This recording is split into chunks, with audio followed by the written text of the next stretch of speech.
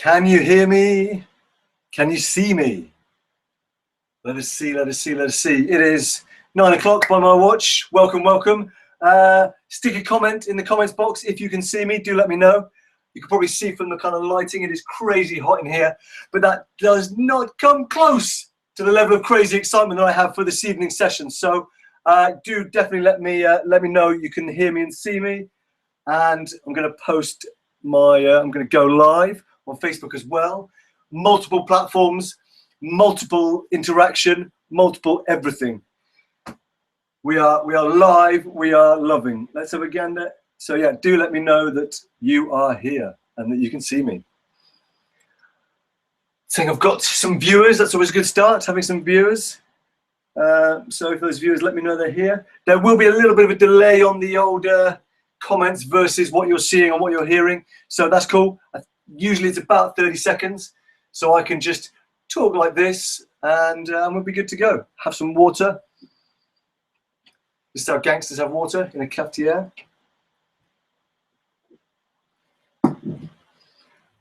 So yeah, tonight's session very much, let me, whilst a few more are arriving, tonight's session is really giving a deeper sense of what the stories are that are playing out on this planet right now and what that means for you in terms of some of the things you may be thinking are real. Are they so real? Some of the things you may be thinking aren't so real. Okay, well, let's look at that. So we're going to explore all of those things in a really full and beautiful way. And we're going to look ultimately at the areas of your life that you can start to explore so that you can get a sense of what your gifts might be, what your assets might be, and particularly how that relates into the new stories we're exploring. Okay, so I can see a few comments have come in. I'm just going to have a quick look. Oh, am I sideways on purpose on the Facebook Live? Insofar as that was the way I got my camera to balance, but I'm sure I can sort something out. Let's see what we can do, shall we? Let's go for something like that. Ooh, you know you want to work? Yeah, is that better? All right. Facebook Live is officially working. Who else is here? Who else is here? Let's load those comments. All right, we got Edwin, we got Karen, we got Seb. Outstanding. Seb, you're going to get name checked later, so that is all good. You are also going to see a lot of me doing this. We're in a fairly small space. Yeah, welcome to my living room as well. This is awesome. Behind here is my altar. That's my kettlebell up there. And these are my curtains. It's awesome. Let's do this. All right, so I reckon we're good to go. If you have got the playbook, then fantastic. You can follow along later on. I really would suggest for this session that you do two things. You have either a piece of paper and a pen, a journal, whatever works best for you, because there, particularly in the first part of the session, I'm going to be taking us through a few things where you might be like, Jesus, I never knew that. And I may give a few references you might want to note down so you can do some further research yourself. Definitely keep yourself hydrated, keep your brain active. And I would say, the official session is going to be 30 minutes. I mentioned there will be lock-in time. So if there's anything else that wants to happen after that 30 minutes, I'll be here for that. I may get handed a baby at that point. That's okay. We're just going to crack on and carry on. But definitely make sure you minimize distractions if you can for the 30 minutes. Really be present, because I promise you I'm going to be present in all my glory. This is me, penguin t-shirt, glasses, a little bit of sweat. We're doing this. It's about being real and valuable, not about looking good and being some facade. So yeah, let me keep checking the old comments, which is here. Good, good, good. All right, cool, cool, cool. Nice. So let's do this. I really want to welcome you guys. And to start with, I'm going to invite you just to take a moment to really let yourself be present, to let all the cares of the day, all the things you might have to do tomorrow, it's a weekend coming up.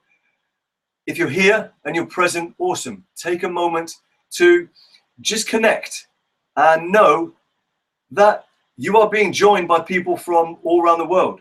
My brother Cam in Australia is here. Cerelia over in America is here. So we are reaching out as a global family. And this is the first session of the Creative Ignition journey, which is a journey that is going to be co-created by the Creative Uprising movement, this community that we have put together that has already been doing so much for each other.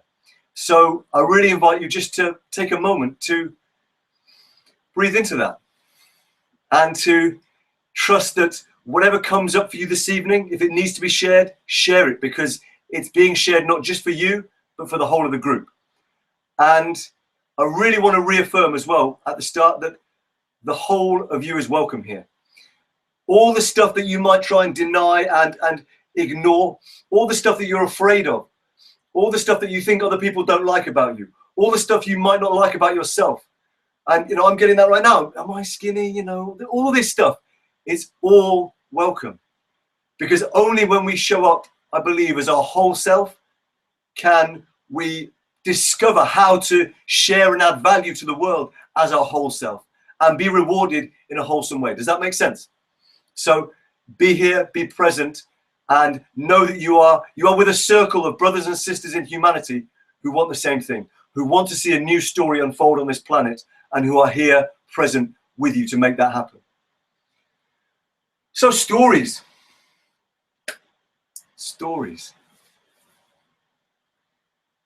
We've got this old story going on, and I want to speak a bit about that, because in order to know what we are aiming for, what we are working together for, what we are going to try and create together, I guess we need to know what we don't want. And so let me speak a bit about that. The old story is very much characterized by two things: separation and fear. Separation and fear. And it's, you know, it's a chicken and egg situation. What came first, the separation and the fear, or some of the kind of things that seem to feed into that? And one of the dominant philosophies of the old story is what's called reductionist materialism. Reductionist materialism. And don't worry, it's big words, I know. I'm still working out exactly what they mean, but I'll give you as a simpler kind of answer as I can. So reductionist materialism, reductionism is the idea that if you get down to the smallest possible components of a thing, then you can understand, you know, by understanding all the small parts and understanding how they fit together, you can understand the whole thing. And perhaps a great example of reductionist thinking would be, imagine I have in my hands, let's use this for as an example, a conductor's baton. And what reductionist philosophy would do is say, right, well, if we can understand that this conductor's baton is created of a certain kind of wood, and it's, you know, it's got a piece of cork on the end that the conductor holds, and it's tapered at one end, and the molecules vibrate at this frequency. They feel like, you know, if they understand everything about this, then they can understand the purpose and the function of the conductor's baton. Whereas, of course, you and I know that the conductor's baton only has function and purpose in the hands of a skilled conductor standing before a willing orchestra. So the reductionist philosophy is very much that you can understand everything by reducing it down to the smallest parts.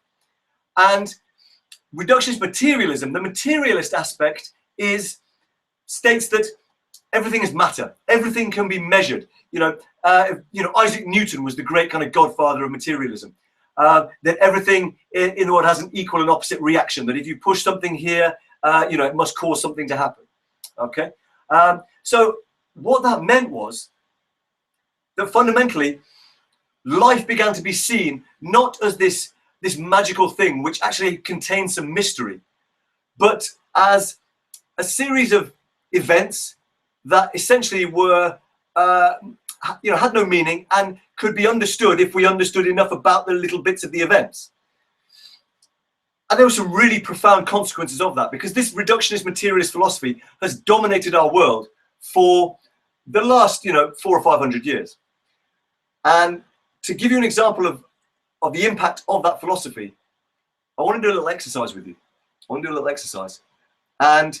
an exercise I first heard about from a guy called Charles Eisenstein. I'll probably be mentioning him a bit more as we go through the journey together. And Charles Eisenstein, he invited us to do this, and I invite you to do the same. I want you to close your eyes for a minute. I want you to close your eyes for a minute. And I want you to picture yourself being. I want you to picture yourself being. Not doing anything, just being. You're just being. Cool. So come back, open the eyes, back in the room, however we say it. And in the comments, let me know. What was going on? I've got a question for you about that little exercise we did. When you saw yourself just being, were you alone? Were you alone? Just pop in the comments, let me know. Were you alone during that exercise? Did you see yourself as being alone in that exercise? And the majority of people who do that exercise, so I'm waiting to see, what the response is. Colleen saying no, she wasn't. Awesome, you're ahead of the curve, Colleen. Because the vast majority of people experience themselves as being alone as a result of this reductionist materialism, which basically states that when you follow the kind of philosophy through to its logical conclusion, that we are separate beings who are nothing but random mutations in a meaningless universe, and that our nature is fundamentally Hobbesian. What do I mean by Hobbesian? Well, Thomas Hobbes was a philosopher who stated that, man's essential nature is brutish and selfish and warring. So this whole philosophy basically paints us as a load of accidental people in a universe that doesn't care about us, who are effectively, not very nice people. And from that, of course, if you have that as your kind of basic starting point, what's going to happen? Well, very much probably something like what we've got today in the old story. We have this self-created prison that is fueled by fear, where if you step too far out of line, it's not the authorities who will come and get you, it's your neighbors who will go. Does this make sense? When I say a self-created prison, do you guys know what I mean by that? Hit me up in the comments, let me know. And so from this state of meaningless selfishness, of course we get greed, of course we get scarcity and violence and a fundamentally disconnected sense of being in the world.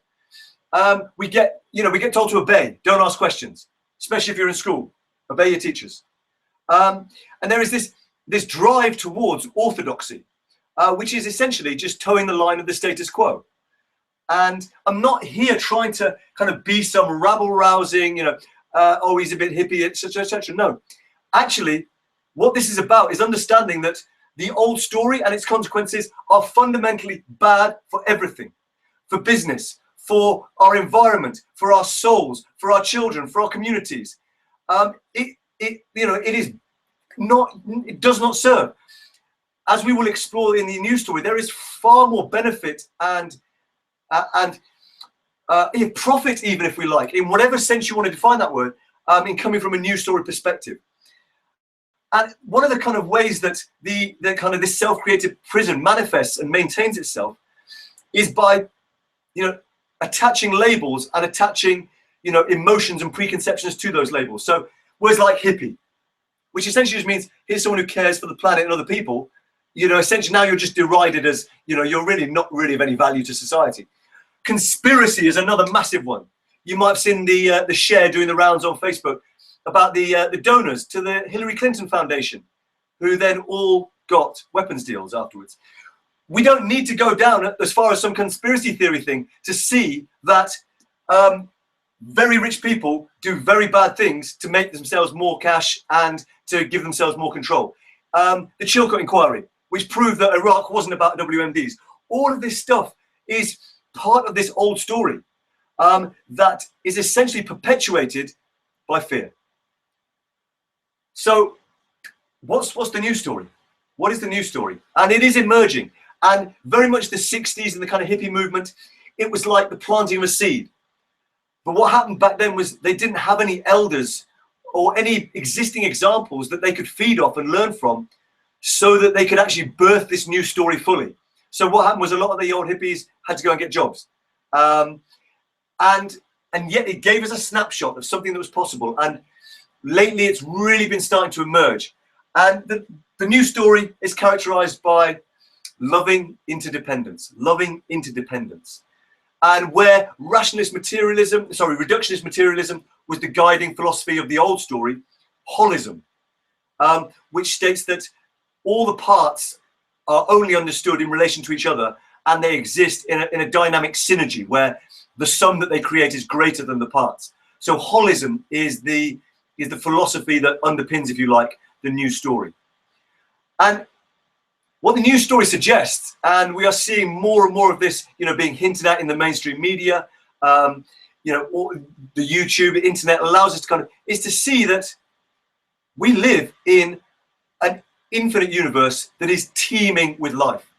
To think that we are the only ones who happen to have evolved to this state on this little rock floating in the middle of the vastness, in truth, is crazy to think. It's so short-sighted and narrow-minded to believe that in a universe where they've done this experiment, let me share this with you to prove how unlikely it is that we are the only things that have developed as life, right? They took a test tube full of water and they boiled it at very, very high temperatures. So there's nothing in there. They then sealed the test tube hermetically, which means it's totally cleanly sealed. And after a few weeks in this test tube where no life should possibly develop, they saw this little scum developing on the top. And scum is not a very complimentary word for what was actually going on. You had life emerging where no life should be able to emerge. And from this experiment, they actually extrapolated that DNA starts out as a waveform. And if you want to, we can go way deeper into that at a later date. But I share that example to demonstrate that life is fundamentally written into the code of existence. And therefore, if we live in this universe, we live in a universe that is full of life. And the new story is also starting to feed into an awareness that there is a different way, or rather perhaps a reawakened way to access information. In the ancient Vedic philosophy, it's called the Akashic fields. And the most clear example of this is the Hopi Indians, the Aboriginals of Australia, who, when they needed to communicate with each other, they didn't have any phones or anything, but if they needed someone to arrive at this place at this time, that person would turn up. And, Western people schooled in reductionist materialism in the old story were like, what the hell is going on here? It's like magic.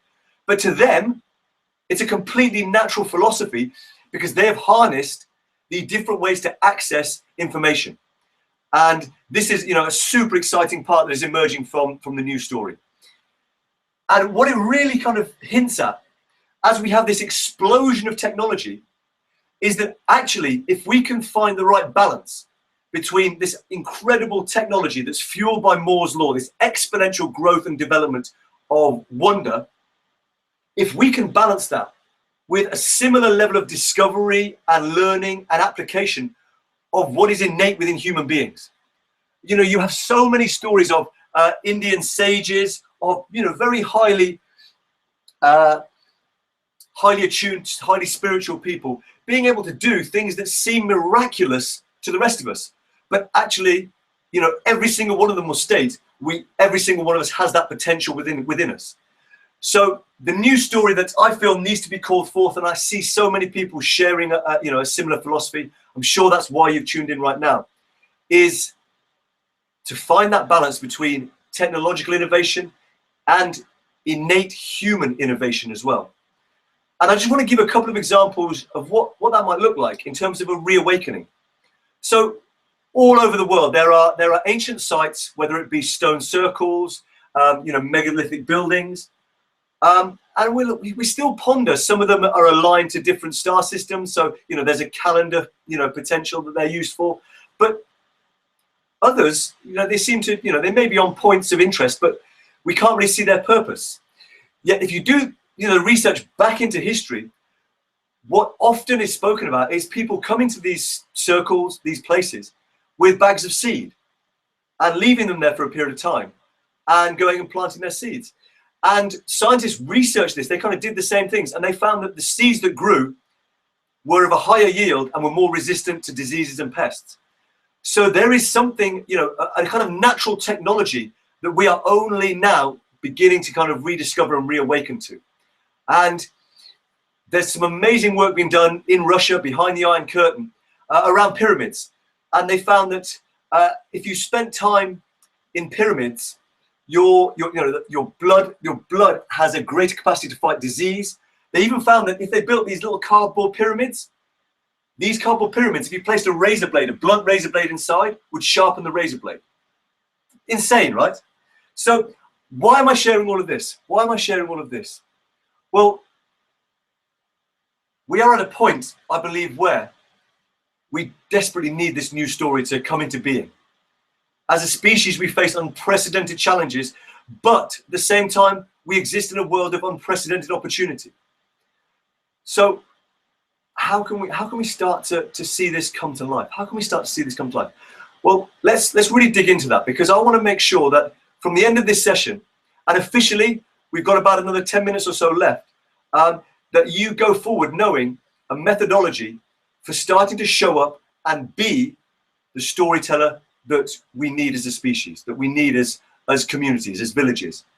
So let's do that. Guys, how's this landing so far? Hit me up in the comments. Are there some kind of, wow, I didn't know that. Maybe you guys have come across this before and it's great to see it being reaffirmed. So pop some comments in. I'm gonna grab some water and I will see what we're saying. What's going on?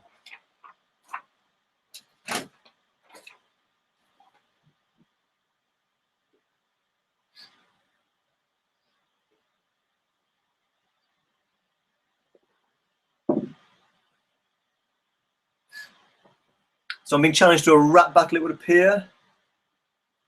Luke, how are you, my brother? Colleen, loving the fusion. Fantastic, fantastic. Therese, it's a pleasure to share. So, cool, guys. If you are just joining us, this is the first session for a program I'm running called Creative Ignition. And if you're watching this now, you are more than welcome. It is the first program that I'm running as part of a movement that I've established with a small group of people, aiming to help do our part to tell a new story for the human species. And it's grounded fundamentally in each of us connecting with the reason why we have this unique fingerprint. What are our gifts? What are the things that we have to share in this life? And how can we share them in a way that enriches our world and sees us enriched as well? Because fundamentally a part of this story that cannot be ignored, if we want to tell it, is that we must be able to transform our story around money. If the old story was around violence, disconnection, scarcity, and fear, the new story fundamentally comes from a place of love, of peace, of abundance, and of deep interconnection. And so this is the first session. It's a 30-day program where we're going to be going for 30 minutes each day. And the aim being for you to come out the other end with three things: connection to the fullness of your gifts. What are the assets that you can begin leveraging an income from? Second thing is clarity. So many of us have so many ideas, but no idea of what to do first. And from that clarity about how you can leverage your assets, from that clarity comes a great sense of power. You're like, yes, I can do it. Except sometimes there's a major thing that bites us, and it's called confidence. So the three things that this 30-day journey called Creative Ignition is gonna provide you with is connection to your true value, your true gifts, your true assets. Clarity on how you can share them with the world in a way that enriches you and the world, and the confidence to actually go out there and start sharing. So the first thing I want to do with you guys as part of this first session is an exercise called TRUEYOU. TRUEYOU. And it's looking at the 7 different areas which, if you can explore those areas, will allow you to really get a sense of what your gifts might be and how they want to show up. So I'm just going to go to the old screen sharing thing on, for those of you who are watching on the Creative Ignition Hub. Let's start that screen share. And actually, let me do this. For those of you who are watching on Facebook Live, let's hit up the old thing here. I hope you can see that. Cool, we'll do this as well.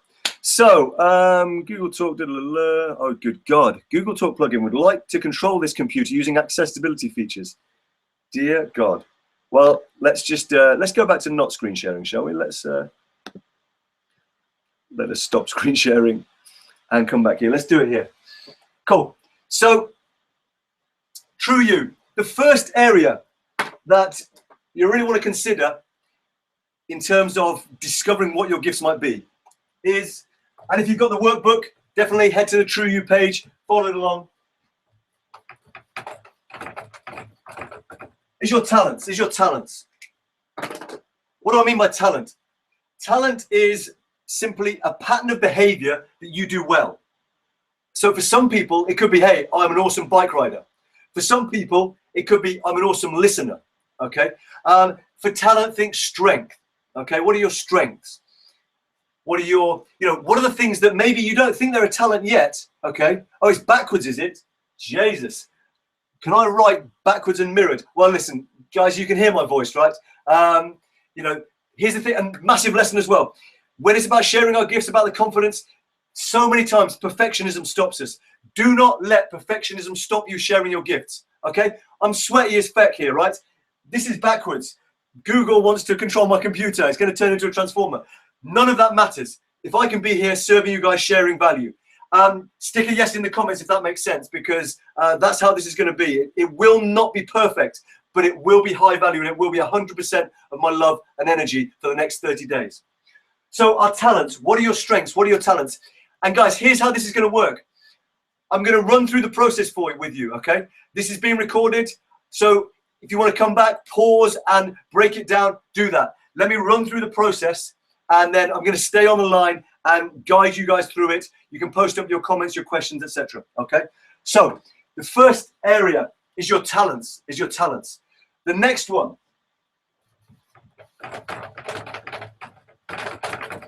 your routines. What are your routines? And I believe every single one of us is sitting on a gold mine, and we are just so not aware of it because we take these things for granted so often, right? So what are your routines? And this taps into the power of actions speak louder than words. Actions speak louder than words.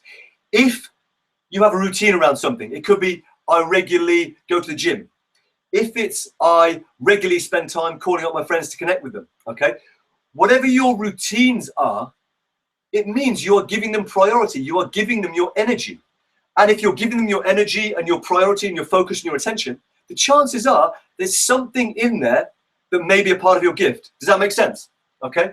So your talents, your routines. And this is going to spell out, guys, the word true you. Okay? So true you. So the next is you.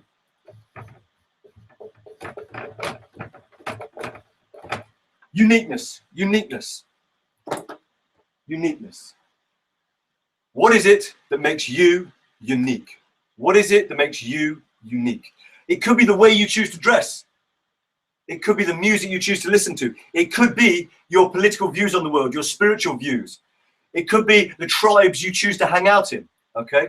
What are the ways in which you are unique? And if you ever struggle to answer these questions, what would your parents say? What would your friends say? What would your children say?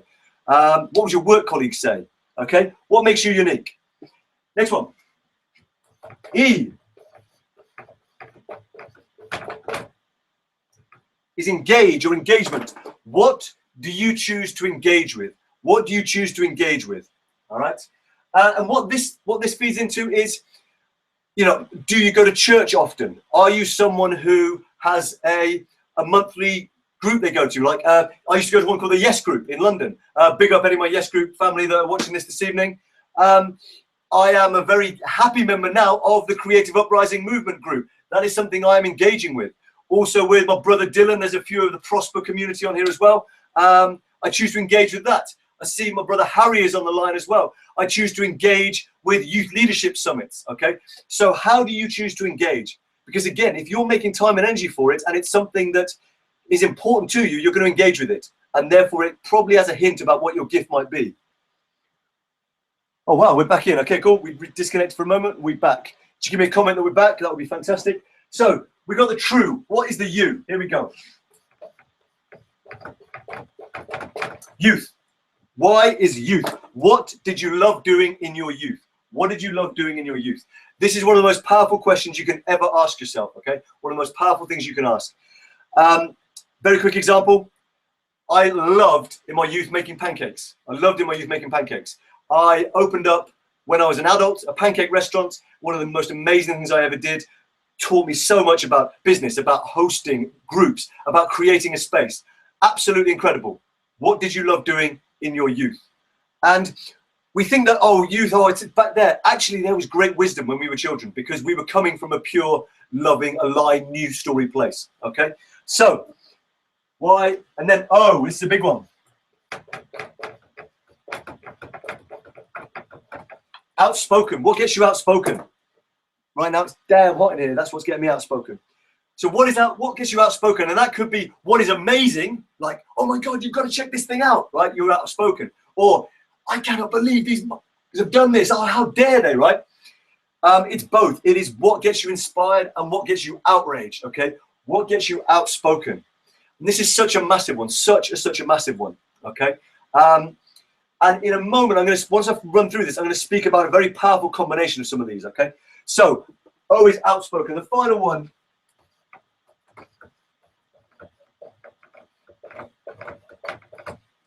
Universal.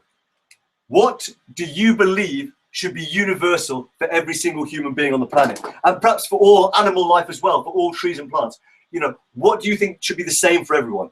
What are the universals by which you would build a better world? Okay? So, guys, that's the process. And here's what you can do with it. Here's what you can do, okay? You go through these 7 areas, answering, what are my talents? What are my routines? What's my uniqueness? How do I engage? What did I love doing in my youth? What gets me outspoken? What do I believe should be universals? And you identify each of those elements, right? And you've got listed 4 or 5 things on each one. And if there's overlap, no worries. It simply means that's probably quite a strong theme for you, okay?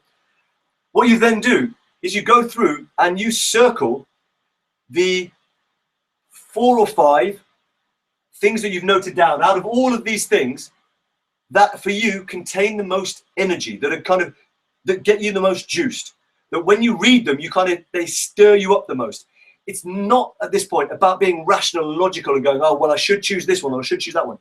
It's, if you had to only pick 5, which 5 would you pick? Okay? Which 5 would you pick? And that doesn't mean you're getting rid of all the other things that you've written down, not at all. But we're simply trying to start finding a way for you to unpack some of the things some of the hidden bits, some of the things that you might not have considered could be a gift, as a gift, okay? And to kind of give you a sense of this, let me share a little thing I saw on Facebook the other day. You may be thinking that some of the things you've written there could never turn into any kind of career or gift for the world that could earn you a living and could see you making a difference in the world as well. I've got one word for you. I don't know if it's one word or 2, actually. People walker. People walker. I saw a video of this dude on Facebook, and his job, instead of dog walking, is people walking. It's a brilliant, brilliant news story idea, because we are crying out for connection and for authenticity in this life, especially because we are so disconnected. Even though I'm speaking to you now through the magic of technology, we need genuine human connection. Genuine eye contact with another human being in the same room creates a flood of positive hormones in the body, okay? But this guy, he walks people. So if you thought there was, things on here that could never be a career, I give you the people walker, okay? Fantastic. So guys, we're coming to the end of the official session, all right? I'm going to stay on the line for you guys if you've got any other questions. I really want to just talk about what does this all mean in terms of how do you go forward living the new story? Now, the second chapter of my book, called Creative Uprising, which a lot of this sprang from, is called When You Dive, the Universe Supports You. When you dive, the universe supports you. And this new story, it cannot be told just by the head. If we let the head lead, it's going to take us down a blind alley. There has to be the heart involved. And the heart doesn't necessarily articulate or communicate to you exactly why or how or what in a logical sense. It just knows. And so I really want to invite you to kind of head from this session, whenever you do leave from this session, with this kind of takeaway, that your gift, your true assets, the way you give them to the world is to step towards your inspiration. Okay, to step towards your inspiration. I've got no idea how the long-term creative uprising movement will play out.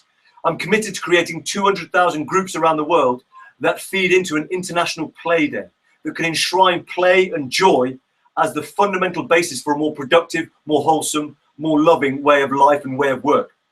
But I've got no idea how I'm going to get there. I just know that that is my inspiration, and the direction that I feel called to step in right now is to be here with you. That feels like the right first step. And I've been amazingly supported to do that. And I want to share with you 2 examples of what happens when you step in the direction of your inspiration. The first is about how I came to be here. When I mean say here, I'm here in Cornwall, in a place called Porthleven. Big up Nathan, I can see you on the line. Nathan is my cricket captain. I can't play this Saturday, I'm afraid, mate, but it's an amazing gift to have you here with us. So I came to Cornwall when my wife and I, we were looking to move, and I'd been down to do a few talks around my book to a community down here. And we were driving up north again, and we were thinking, oh, we love being in Cornwall. We feel energized every time we're here. Why are we leaving? So we made the commitment. We just felt inspired to, this was where we were going to move. 2 days later, I got a call from my best mate down here, one of my best mates, Harry, and he said, George, I've got this new project running. I need you to help me run it. Absolutely nuts, right? A project that allows me to work with one of my other loves, sport, and help adults and young people to live lives that are more aligned with what they feel is going to work for them. And it's such a gift. Seb, if you're watching, big up, Seb's on the line. And so, you know, that might seem like a coincidence if this wasn't happening more and more and more as I step in the direction of my inspiration. The next one I mentioned, Seb. We were having a conversation with Seb. I've been doing some mentoring with him. He came on the first course that I ran like this live down here in Cornwall. And towards the end of our conversation, Seb was like, oh yeah, the other thing I've been working on, we were trying to unpack what kind of business ideas might exist, what assets he might have. And he was like, oh yeah, I've been kind of tinkering with this this mobile power box thing, this kind of mobile thing that can provide power. And I was like, oh my God. Because I've got a friend of mine who's got some land just up the road. He's got a beautiful little office, like an old wagon, kitted out beautifully as an office, but it's got no electricity. And I've been crying out, going, well, how can I get some portable power so I could go and work in that office sometimes? And here is Seb, who I'm mentoring, who's telling me that he's working on the exact thing that I need. And we're in, the miles from anywhere in Cornwall, and this is happening. So, guys, please go forward from this evening's session, unpacking your true you, and knowing that this new story is unfolding. If you are watching this now, you are a part of it. And all it takes is to know what inspires you and to pursue that inspiration with a child's expectancy and thrill. What do I mean by that? I've got 2 young kids under the age of 3. One's 3, one's 9 months or so. When they want something, they cry or they scream or they ask until they get it, right? That is what I mean by expect that your inspiration will be realized. You're in a universe that works for you, that supports you, that is essentially intelligent and loving in nature. And we'll be digging a bit more into that in the further sessions of why that is absolutely true. And move towards your inspiration with that expectancy of a child going to get the ice cream, going to get the mother's breast, and with a thrill as well. This is exciting. We don't know where the ultimate destination or how we will get there, but we do know that we can step in the direction of our inspiration. And I invite you, if you are new to this, to come on this journey, come on this creative ignition journey with us. Request to join the Creative Uprising group. Hit me up with a message if you need to. And it has been such a gift to be here, to stand in my power, in my value, serving and dearly hoping with all my heart, with every ounce of my being, that I've been of service for the last 30 minutes or so. If you have any questions about anything I've shared so far, now we're going to move into kind of the lock-in period, which imagine we're in a pub, it's after last orders, and I'm here until you need me to kind of head off, or until my wife needs me to have a baby. Okay, not literally, obviously, hold the baby. So, guys, got any questions? Let me see some comments. Cool. People enjoying. Luke's remembering my chocolate pancakes. Paul, how are you, brother? Awesome. All right, let me see some of the comments on the Creative Ignition page as well. So 30 days, I get to sweat like this for 30 days. I'm living the example of sweating my prayers. All right. 23 comments, wowzers. Let me bring this here. It's an insane amount of comments. Go. Liz, hello. Outstanding. Load not, mate. Can't even keep up. Check out my iPad. It's like, what's that? My iPad is an old school iPad. I thought I was pretty tech savvy, and I was with a group of young people, and they're like, oh my God, that iPad's so old.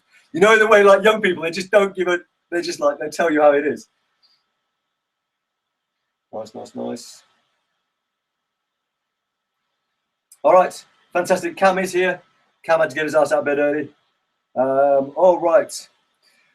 Fantastic. Cool. So, guys, any questions? Any questions about anything that's been shared? Let me kind of have a quick gander.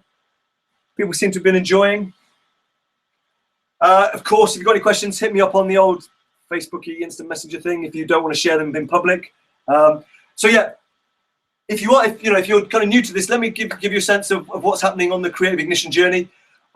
This 30 minutes for 30 days, aiming to give you connection to your true gifts, your true assets, clarity. Excuse me, my wife cooked me, fan cooked me egg, chips and beans. Amazing. Connection to your true assets and gifts and talents. Clarity on how you can actually share those and leverage those assets into an income and into an impact, and the confidence. And this is such a big thing. The inner game. I see so many courses, so many things being offered. So few give any importance to the inner game, and it's the thing that makes the difference. It's the thing that actually makes things happen. So, connection, clarity, and confidence. That is the promise of the 30-day journey that we're going to go on. If you want to come on board, just hit up the link that I shared on this Facebook Live thing. That's where it'll all be happening. Join the group. Ping me on Facebook if you can't join the group. I'll connect you up. This is a movement. This is a movement aiming towards having an international play day that gives the world an example of how productive and how powerful and how profitable play and peace and love and human connection can be. We are aiming to create 200,000 circles around the world. Why that number? Because in an area of about 30,000 people, a small group doing amazing things can have a profound impact. And so if you take that 30,000 population density, multiply it by 200,000, you get 7 billion. So that is the way that we can impact every single person on this planet. Okay. And yeah, small vision. Got to start small. But this is where it starts with you guys. However many have watched this evening, together with me in this baking hot living room. We all start somewhere, and it's been such a pleasure. Let me just check if there's any questions. Oh, go run through the board one more time. Okay, cool. Let's do this. That's my recap dance. Ready? Recap dance. Okay, so these are the 7 areas. Oh, because it's backwards for you guys, isn't it, on Facebook Live? Okay, cool. Yeah, these are the 7 areas which will, if you can kind of explore them, give you a greater sense of what the fullness of your garden might look like. I've been using this metaphor of a half-open flower. So many of us feel like we are half-open flowers. And the old story limits us. It tells us we have to be this one thing or this couple of things. Whereas actually the fullness of our flower might be pancake maker, poet, educator, youth mentor, father, etc., etc., etc. We are emerging in the new story into a time when we can be, again, Renaissance souls. Leonardo da Vinci was, anatomist, biologist, inventor, sculptor, painter, and he was awesome at all of those things, right? So we are emerging into a time when we can be Renaissance souls again. And this process maps out how you can tap into the gifts of your Renaissance soul. So you look at what are your talents? What are your strengths? What are the things you might have learned quickly? What are the things that you feel an innate calling to learn? For me, one example of that would be skiing. I did it twice when I was 12 and 13 for a week. Absolutely loved it and was pretty awesome at it, though I say so myself. Another one is surfing. I've only done it a few times. I'm terrible, but I pick bits up quite quickly. So it doesn't necessarily have to be something you're awesome at. It could be things you have a kind of a strong desire towards, you've learned quickly, you've had a strong experience with. So talents. Next is your routines. What positive routines do you have that serve you? So, do you go to the gym regularly? Do you eat well? Do you, take time to actually make human face-to-face connection? Do you regularly post, inspiring stories on social media? Or, what routines do you have? Because actions speak louder than words. So if you are doing it, it's likely that it's important to you, and it's something that may have a hint or a seed of your gift in there, okay? Next up is uniqueness. What makes you unique? What makes you unique? Do you like to wear penguin t-shirts? Do you drink your water out of a cafetiere? Okay, what makes you unique? Do you believe that we are living in a life-abundant universe where there's probably massively more intelligent life out there than we are? Do you believe that David Cameron is the best thing since sliced bread? Do you believe that he should go and start a pig farm? What is unique about you? Okay, so it's everything from your beliefs, the way you dress, the people you might choose to hang out with, all of that stuff. Next up is engage. What do you choose to engage with? Okay, what do you choose to engage with? And that might be, I go to church regularly, or I'm a member of this community on Facebook, or I'm a member of this sports team, or, I choose to read the Daily Telegraph newspaper. All of these things are things you are choosing to engage with. I choose to go to revolutionary hip hop nights. Big up Clint, big up Luke. So all of these things are things you engage with. And of course, there may well be overlap between your routines, between your uniqueness, between what you engage with. That simply indicates that there's a very strong theme for you, and perhaps you should pay some attention, okay? Why is youth? What did you love doing in your youth? For me, cooking pancakes, writing poetry, okay? Getting out in nature, playing in the woods, making walking sticks. I'll show you one of those on another session, okay? What did you love doing in your youth? Such a major one. Next up, O is outspoken. What gets you outspoken? What gets you outspoken? It could be in a good way. This is amazing. This is awesome. Oh my God, this is terrible. I can't believe it. Okay. What gets you outspoken? A lot of people talk about find your why, and you can do anything. Yes. If it gets you inspired, that's your why. But also, trust me, find your why not. Find what gets you off. Okay. Find what gets you mad, because in there, and we're going to really explore this. We're going to look at some archetypal psychology in this, on this creative ignition journey, maybe day 11 or so. Okay, we're going to look at why anger is a really important part of the new story. Okay, so find your why not, and that is all about what gets you outspoken. And then finally, what are the universals? What are the universals that should be the same for everybody? So everyone should have clean water, access to free education, free energy. Everybody should wear pink shoes on a Friday.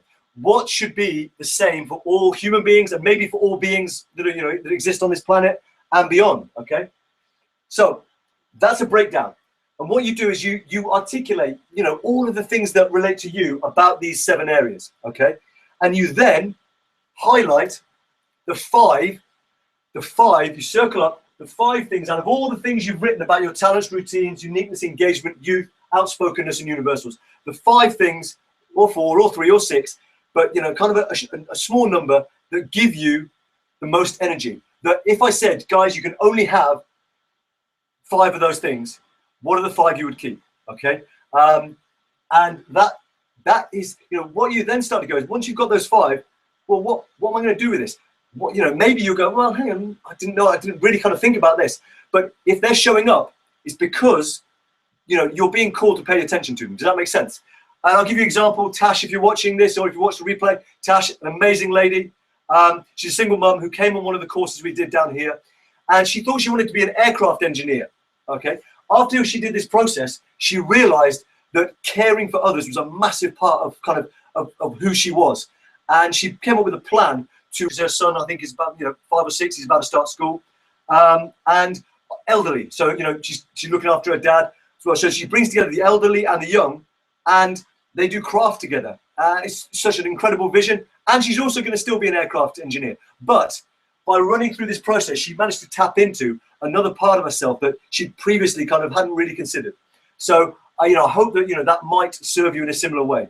Okay, and let me speak about a couple of these. Okay, let me speak about a couple of these.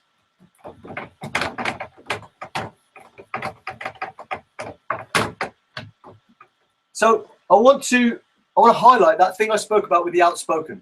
Okay. Let's get some better colors. Let's go for this one and this one, right? So